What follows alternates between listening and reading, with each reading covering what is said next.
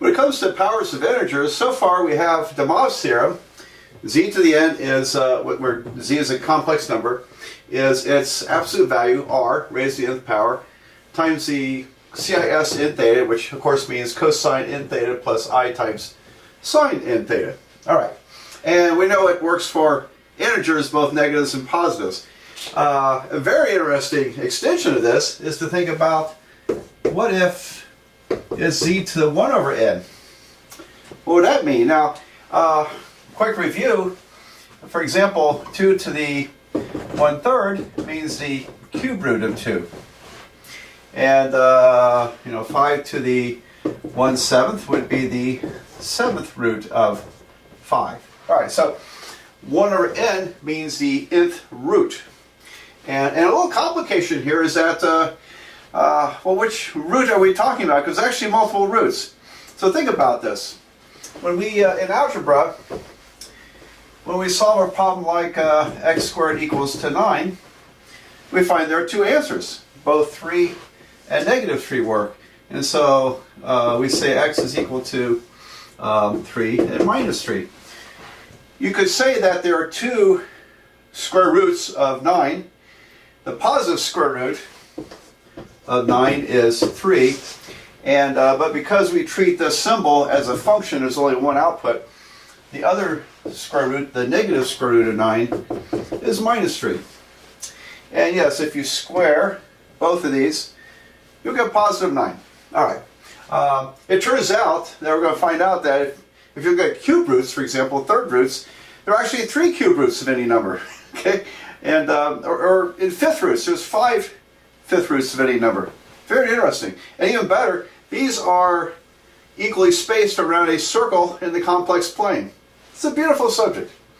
And so if I want to look at the root, whether it be square root, cube root, fourth root of a complex number, can I just simply extend this? Well, kinda. All right. Now, without any kind of proof to this, this would be r to the 1 over n cosine of theta divided by n. Alright, so I replaced n with 1 over n, and we got this mess. However, and I wrote cosine, that's a mistake. This is cosine plus I sine, which we like to abbreviate as CIS. There we go, CIS theta over n. But this is only one number, okay? It doesn't account for all the other roots. And, alright, first of all, is this really true? Well, yes it is. And how do you prove it? I might be able to give an indication of the proof here, but let me save that for a later video. Alright, I'm just thinking here, kind of out loud, that could I prove this? Actually, I think we could if we raised both sides to the n squared power. I think we would end up here. So it's kind of a informal idea why that works. So let's look at it later. Let's look at that later. It's interesting. I've never thought about how that would be proved, but I'm just looking at it. I think that might be where I would start. Okay. Well, back to work here. It turns out that there are other roots that are equally spaced around the complex circle. So I think before I state a full-blown theorem with this, I'm going to work a problem. Let's find some cube roots. And I want to show you the mechanics of this, and then we'll extend it from there. Here's my problem, and I'm starting off kind of light on this. Find all the cube roots of 1. Okay. Yes, the cube root of 1 is 1, isn't it? Well, yeah, you're in trigonometry now, and if we consider opening up the complex plane, we're going to find there are actually 3 cube roots of 1. And so 1 is literally 1 times cis of 0. Okay, in other words, 1 is equal to the cosine, 0 degrees rather, cosine of 0 degrees plus I times the sine of 0 degrees. Actually, if I left the degree mark off, it would work because 0 would be radians. 0 radians is the same as 0 degrees. All right. So the cube root, 1 to the 1/3, according to this extension of Demos's theorem, and I erased it, but it would be r to the 1/3. Well, r is 1. Okay, the absolute value is 1, so it would be the real number cube root of 1 is 1, and then it would be CIS of 0 degrees divided by 3, which is still CIS of 0 degrees. However you look at it, it's going to be 1 plus 0i, or 1. All right, now, have we made any progress? The cube root of 1 is 1. Big deal. We know that. However, there are two other cube roots here. This is what I'm going to call the principal root. When I work these problems, the first root we calculate, I'm going to call the principal root. And I'm going to make this observation without any kind of a supporting argument at the moment. The roots are separated by 360 degrees over 3, which is 120 degrees. All right, so I made this statement that, okay, well, there are actually 3 roots, and they're all separated by 120 degrees. So the cube roots in polar form are, all right, so it's literally 1 CIS 0 degrees, add 120, 1 CIS 120 degrees, add 120 again, 1 times CIS 240 degrees. Now, if I were to add 120 degrees again, I would be up to 360 degrees, which brings you to the same position here. So that's the polar form. What is it in rectangular form? All right, so in rectangular,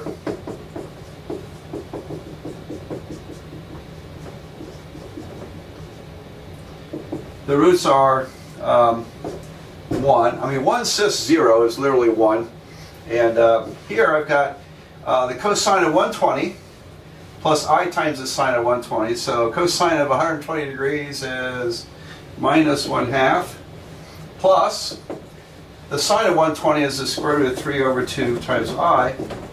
And then CIS 240, cosine 240, is also minus 1/2, but now it's the sine of 240 is minus the square root of 3 over 2i.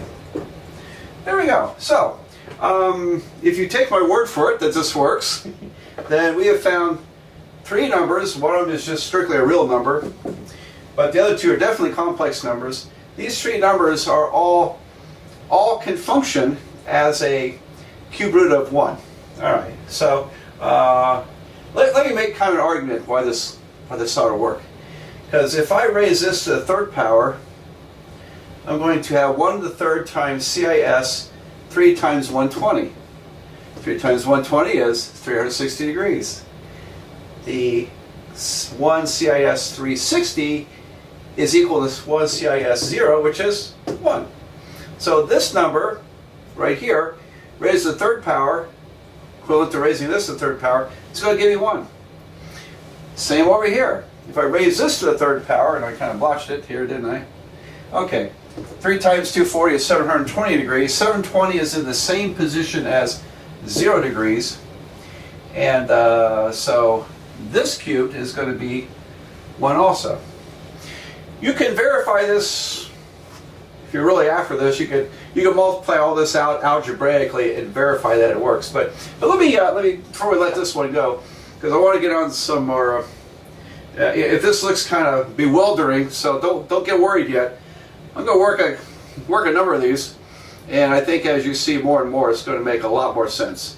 The process of finding these roots is going to make much more sense. So be patient with this, because I think the first time you see this, it's kind of weird for a lot of people. All right, now what was I going to say? Oh yeah, what are these roots on the circle? All right, well, it's quite remarkable. that the cube roots of 1 are equally spaced on the unit circle in the complex plane. Alright, 1, I, minus I, minus 1 rather, this is minus 1, and then minus I. And those points, the principal cube root of 1 is just simply 1. That's the familiar cube root of 1 equals 1. And then we say, well, yeah, but there's two more. There's minus 1/2 and square root of 3 over 2i, that's up here. And there's minus 1/2 minus square root of 3 over 2i, that's down here. And this is at 120 degrees, 240 degrees, and here is 0 degrees. So it turns out they really are equally spaced. If you were to connect them, you'd get a equilateral triangle, wouldn't you? So the three cube roots of 1 form an equilateral triangle on the circle in the complex plane, and it they're all equally spaced. They're all equally spaced. It's wonderful. All right, so now I want to move from here and work my way through a little more complicated one, but we'll go low and slow on this because I want you to see everything that's going on. Okay, this as you see this one work through, I'll go kind of slow and explain a lot. I think it'll things will hopefully will start to make more sense as you get more used to what's going on here. Find all the fifth roots of 2 plus 3i. All the fifth roots of this complex number. All right, here we go. First of all, I need to write 2 plus 3i in polar form because we need that for this theorem we're using. All right, so 2 plus 3i. Now the r would be square root of 2 squared plus 3 squared, which is 4 plus 9, square root of 13. Okay, we got that. And then the angle, theta, is inverse tangent of 3 over 2, y over x, or, 3 over 2. And that's, what is that? 66 degrees, I don't know. Inverse tangent of basically 1.5. 56.31 degrees. And so it's about 56.310 degrees. I'm going to go 2 or 3 decimal places on the angles. And now I'm going to store this on my calculator. Now, eventually, I'm going to walk through all these problems on the calculator in front of the camera with you, because I want you to see how you can hopefully make a little shorter work of these problems. Okay, and unfortunately I don't have the TI-30 calculator, which is a very popular calculator. I don't have one of those, but I'm familiar enough with them I can talk about them. Mine is a Texas Instrument TI-86. They don't make them anymore, but it's, in my opinion, the greatest graphing calculator ever made that I'm aware of. I really like this calculator, and I'll be sad when they go away and this one burns out. Anyway, so in polar form, I've got square root of 13, and I'll go to the short form, CIS, 56.31 degrees. I tell you what, I'm using all the decimals, but I'll just cut this off at 0.31 for writing purposes. Okay. Now then, so there's the polar form. Now, what I'm going to do is find the first root in polar form, and I'm going to call this the principal root. All right, so the principal fifth root is, all right, so it is literally 13 to the 1/2, so I wrote square root of 13 as 13 to the 1/2. CIS 56.31 degrees to the 1/5 power. And so we're going to have 5 roots to this. If you're looking for all the fifth roots, you're going to find 5 of them. and they're all going to be equally spaced around a circle in the complex plane. It's amazing stuff. Amazing stuff. But the easy place to start is to find the first one. And what is the first one? Well, any of those, really.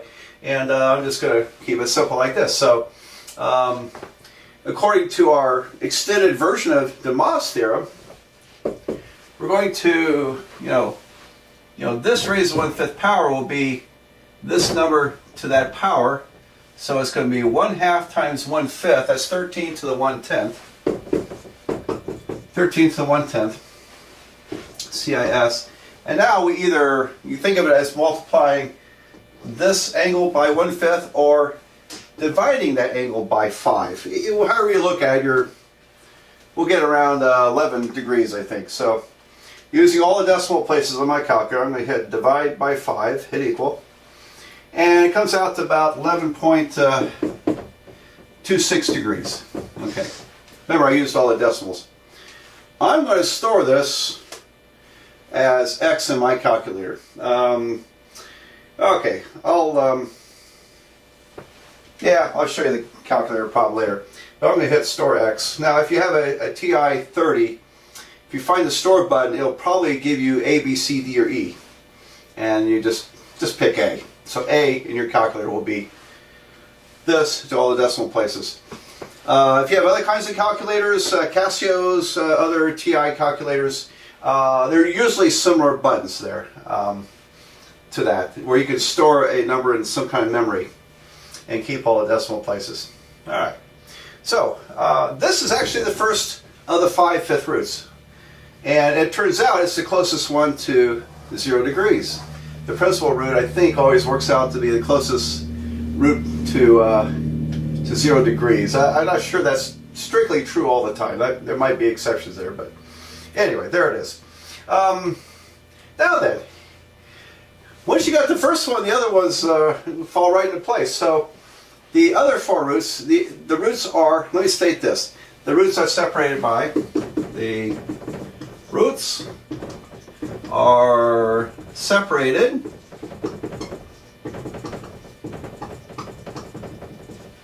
by 360 degrees divided by 5, which is 72 degrees.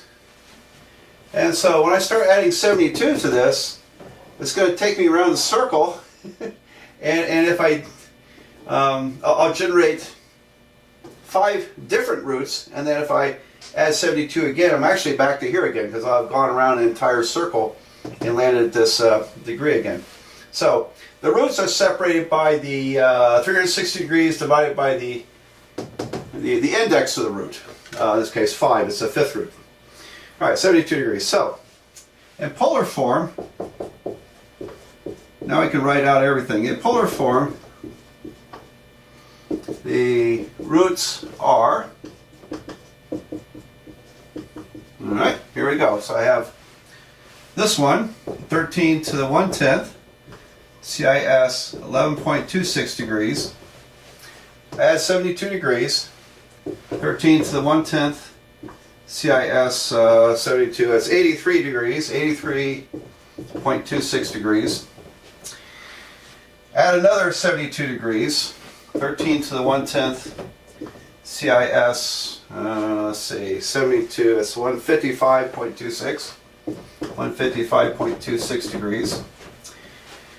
Add 72 again, so I have 13 to the 1/10, CIS, add 72, I get 227.26 degrees. Yep. And then do it one more time. 13 to the 1/10, CIS, add 72 to this, I get 299.26 degrees. 299.26 degrees. Alright, so if I add 72 again, 72 to this would be 371.26 degrees. And if I subtract 360 degrees, I'm at 11.26 degrees again. I'm at this number. So if I keep adding 72 degrees, I'm just going around the circle and not picking up any new complex numbers. But these are 5 different complex numbers in polar form. Alright, so great, we're almost done. Now the really tedious part is turning this into rectangular form, which you're my student, I'm going to expect that. So I'll do some erasing here, and then we'll work those out. I did some erasing, and in rectangular form, the roots are okay. Now, I'm going to describe verbally what I'm doing on my calculator, and if you can't quite follow it very well, don't worry about it. I think in the next problem, I'm going to show you how I do this on a calculator with this in front of the camera. So I don't want to get too distracted by the calculator part yet. But I have these degrees in my calculator stored as x. And I'm going to punch in 13 raised to the, now 1/10 is just 0.1. I just make it 13 to the 0.1. Cosine of x, you know, if you stored as a, it would be 13 to the 0.1 times cosine a. And I hit enter. And I get 1.268. I'm going to use 3 decimal places, accuracy. 1.268. And then I have an entry key. Now, a lot of calculators have an entry. You're lucky if you do, because if you hit the entry button, it brings up the calculation you just did with the cosine. And then I can scroll backwards and change cosine to sine, hit enter, and I get plus 0.252, don't forget to round off properly, times I. So this first root in rectangular form is 1.268 plus 0.252i, rounded to 3 decimal places. Alright, now I'm going to do this on my calculator. This is what it looks like. I'm going to take x plus 72 and store it as x. When I do that, it adds 72 degrees and gives me this number. So x plus 72, store as my new x.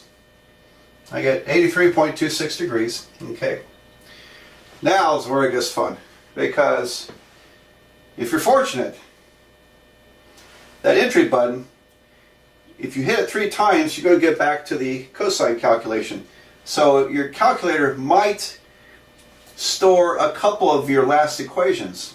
So I'm going to hit second entry, second entry, second entry, and sure enough, it reads 13.1, 13 to the 0.1 cosine of x.